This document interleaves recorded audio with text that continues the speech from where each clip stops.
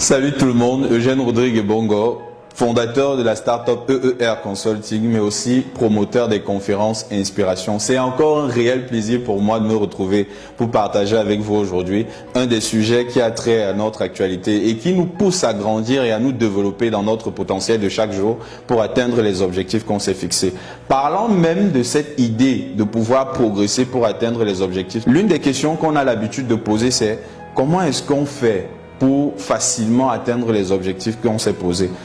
Et la réponse, l'une des réponses à cette question fondamentale, c'est qu'il faudrait comprendre que nous avons un processus évolutif qui nous permet de nous rapprocher vers l'objectif qu'on se fixe. Et quand on suit ce processus évolutif, on est plus à même de commencer à réussir sa vie, réussir ses projets, réussir toutes choses qu'on fait. On doit comprendre quelque chose de fondamental. Quand je parle de ce processus, il se décline en 3 étapes. La première étape, c'est celle qui consiste à comprendre que lorsque nous commençons notre vie, nous sommes par nature des personnes dépendantes.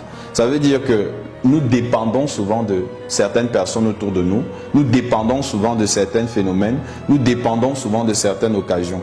Quand nous étions petits, moi quand j'étais bébé, j'étais dépendant de ma mère, j'étais dépendant de mon père, j'étais dépendant de toutes ces personnes qui avaient ma charge et qui avaient la responsabilité de prendre en soin mon éducation.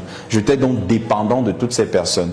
Mais ensuite, il est également important de comprendre qu'après la dépendance, nous arrivons au stade où nous cherchons toujours à conquérir notre indépendance. Arrivé à un certain âge, tout homme, toute personne va trouver le besoin de se détacher de sa famille pour commencer à évoluer, arriver à une autre étape, arriver à la seconde étape du processus qui est celui de l'indépendance. C'est pourquoi vous allez entendre parler des notions comme l'indépendance financière, l'indépendance économique, entendre parler de tout ce qu'on va appeler comme indépendance nationale. Ce sont des concepts que vous connaissez bien. Si vous ne connaissez pas, nous y reviendrons peut-être lors des prochaines vidéos. Mais ce qui est bien avec l'indépendance et ce qu'il faut urgemment constater et remarquer, c'est que la plupart des personnes qui se focalisent sur l'indépendance l'ont fait simplement parce qu'elles voulaient rejeter la dépendance. Mais la dépendance en elle-même n'est pas un ennemi, c'est un combat qu'on doit mener de l'intérieur. Et dans ce sens-là, l'indépendance aujourd'hui a montré ses limites. Parce que quand vous parlez d'indépendance, vous voyez beaucoup la position du « je peux faire ceci »,« je suis capable »,« je ». Il y a beaucoup de « je » dans l'indépendance. Pourtant, l'indépendance ne suffit pas à se réaliser. Être indépendant ne suffit pas à atteindre ses objectifs. Vous ne pourrez jamais réussir à vous accomplir seul dans votre vie. Vous n'arriverez jamais à faire quelque chose de grand si vous ne vous entourez pas d'autres personnes. C'est pourquoi après l'indépendance, on arrive à la 3e étape qui est celle de l'interdépendance. Aujourd'hui, nous sommes interdépendants. L'homme est interdépendant. Pourquoi? Parce que s'il y a un acheteur, c'est parce qu'il y a un vendeur. S'il y a un enseignant, c'est parce qu'il y a des élèves. S'il y a quelqu'un qui parle, c'est parce qu'il y a des personnes qui écoutent. Alors, on aura toujours besoin de l'autre pour que la chaîne soit en équilibre, j'ai envie de dire. Et c'est cet équilibre-là même qui permet de faire en sorte que nous puissions nous élever, nous puissions évoluer. Donc, la 3e étape qui est celle de l'interdépendance nous amène maintenant à considérer le nous. Quelle est la place que j'accorde à l'autre dans mes projets? Quelle est la façon avec laquelle je traite l'autre dans ma vie de chaque jour, dans mes projets, dans mes événements? Comment est-ce que je considère la place de l'autre dans la vie de mon entreprise, dans la vie de ma structure? Beaucoup d'entreprises ont compris aujourd'hui et mettent l'accent sur ce qu'on appelle le service client, la relation clientèle.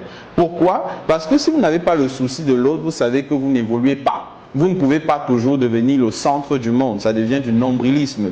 Et tous ceux qui se centralisent comprennent très vite qu'ils vont finir seuls. Parce que votre ego commence à vous empêcher de voir quels sont les besoins de l'autre. Et c'est comme ça que vous sombrez. Pourquoi? Parce que l'autre va comprendre qu'il n'a pas de place dans votre vie et va donc commencer à vous laisser seul. Vous allez vous retrouver seul dans votre univers et vous ne pourrez compter sur personne. Alors, vous pouvez compter sur les autres. Vous pouvez partager une vision qui va être contaminée, qui va commencer à toucher les autres qui sont autour de vous. Et ces personnes pourront s'engager à vous suivre jusqu'à la mort même, j'ai envie de dire. Et ça, gratuitement. Tout dépend également de la manière avec laquelle vous allez le faire. Et cela me touche particulièrement parce que ça met le doigt sur l'un des enjeux fondamentaux aujourd'hui, qui est celui de pouvoir mettre en synergie nos actions.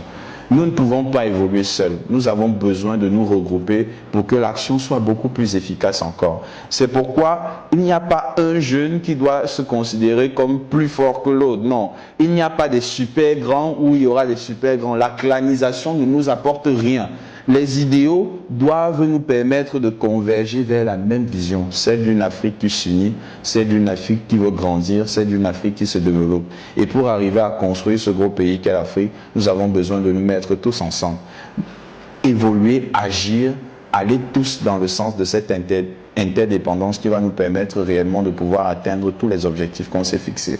Donc, si aujourd'hui vous êtes dépendant, et qu'à un certain stade de votre vie, vous avez acquis votre indépendance, sachez qu'actuellement, l'humanité attend de vous que vous puissiez devenir quelqu'un d'interdépendant qui pourra mettre en relation les autres pour que toutes ces personnes puissent atteindre ensemble leur objectif. Ça a été un réel plaisir pour moi. Eugène Monvautre.